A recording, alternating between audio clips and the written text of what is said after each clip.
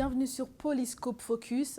Aujourd'hui, nous faisons un décryptage de la situation sanitaire en République démocratique du Congo à travers les déclarations du ministre de la Communication et porte-parole du gouvernement congolais, Patrick Muyaya, qui était invité au Journal Afrique sur TV5 Monde.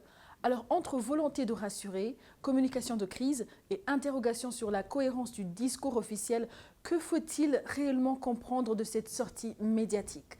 Je vous laisse écouter Patrick Muyaya et je vous reviens avec une analyse de notre invité du journal, Maïcha, qui est activiste de la société civile congolaise. D'abord, ils n'ont aucune capacité de répondre à ce que cette épidémie exige. Je rappelle que selon les règlements internationaux en la matière, le Rwanda ne pouvait pas fermer ses frontières. Maïcha, bonjour. Alors, après le message de Patrick Muyaya, vous qui êtes sur terrain, faites-nous une analyse par rapport à la riposte contre la maladie à virus Ebola, aussi bien sur le côté du gouvernement congolais que dans les zones sous contrôle de la FCM23.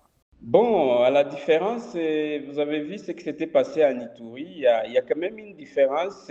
On voit que dans les zones sous contrôle du M23, il y a une gestion efficace par rapport aux zones qui sont sous contrôle du gouvernement congolais.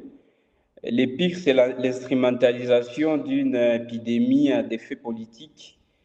Et alors que même le gouvernement congolais qui dit qu'il ne va pas aider les M23 dans la lutte contre Ebola, n'arrive pas d'abord à gérer ses propres zones. On a vu des cas à l'Ituri ou des personnes infectées par Ebola qui se sont évadées du centre du centre de traitement où ils étaient cantonnés.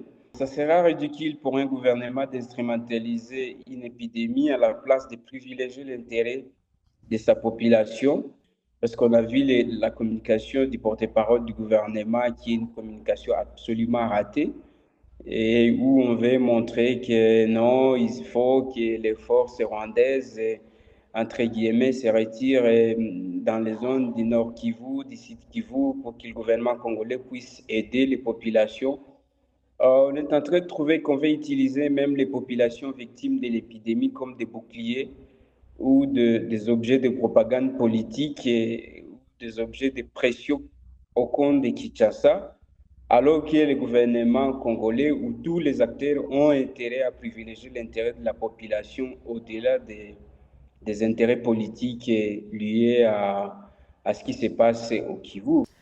Voilà, c'était le décryptage d'une partie des déclarations du ministre de la Communication et porte-parole du gouvernement congolais, Patrick Muyaya, qui était invité au Journal Afrique sur TV5 Monde sur le sujet des défis auxquels fait face le gouvernement congolais. Restez avec nous pour plus de décryptage dans Polyscope Focus.